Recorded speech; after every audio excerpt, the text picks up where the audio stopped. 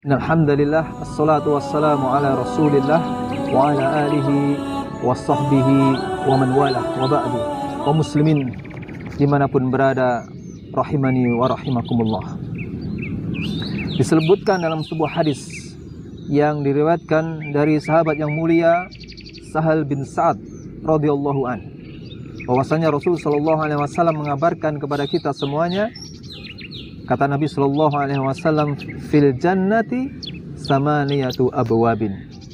Di surga, kata Nabi sallallahu alaihi wasallam, terdapat 8 pintu.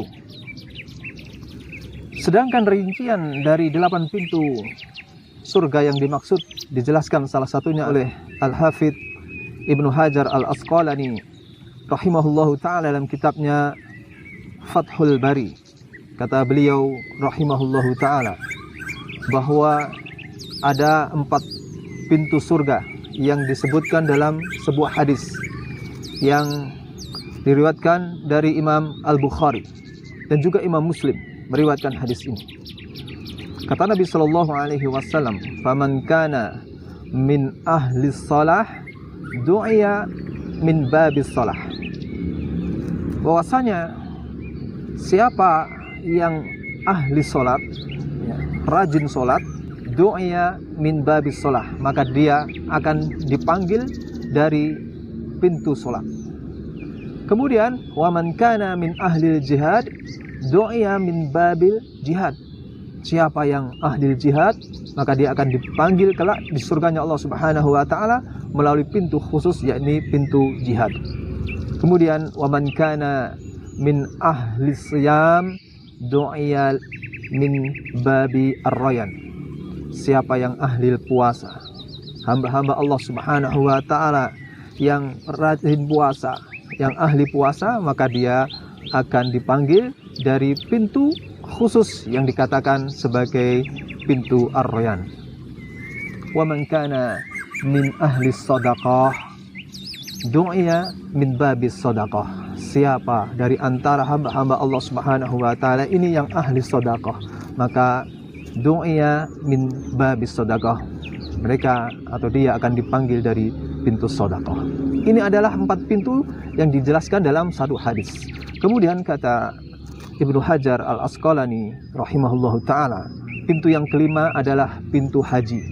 Karena 4 pintu yang lainnya disebutkan bahwa itulah bagian dari rukun Islam, dan tersisa ibadah haji yang juga merupakan rukun Islam, maka mereka juga akan mendapatkan pintu khusus bagi yang berhaji melalui pintu haji di surganya Allah Subhanahu wa taala yang dijelaskan sebagai pintu yang kelima.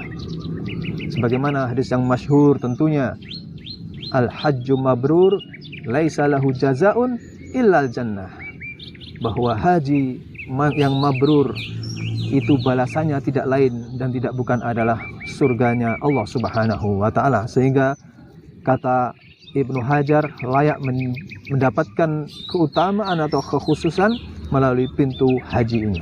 Kemudian yang keenam, kata beliau rahimahullahu taala, pintu keenam adalah pintu yang dikatakan sebagai al-kadhiminal ghaidha wal 'afina 'anil nas, sebagaimana yang diriwayatkan oleh Imam Ahmad di dalam salah satu hadisnya, bahwasanya orang yang mendapatkan keutamaan melalui pintu keenam ini adalah orang-orang yang pandai untuk menahan amarahnya dan mudah untuk memaafkan sesamanya.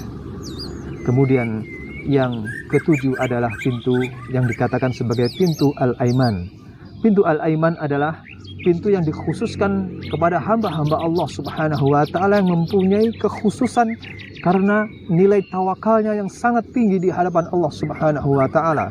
Disebutkan dalam sebuah hadis jumlahnya 70.000. Disebutkan yang lain 70.000, ada yang bertambah.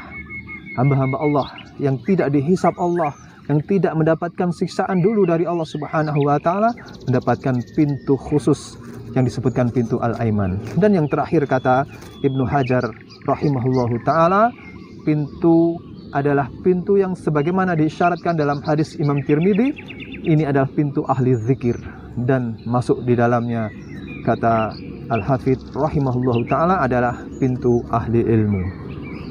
Wallahu taala a'lam bis-shawab. Barakallahu fiikum.